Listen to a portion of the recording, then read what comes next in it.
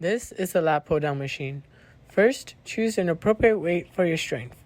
Then, click on the hands to follow through the correct way to complete this workout. Put your hands on the bar where the hand signs are. Align your elbows with your hips. Then, slowly pull down. When the bar reaches your chest, release. Then, that is 1 rep of this workout.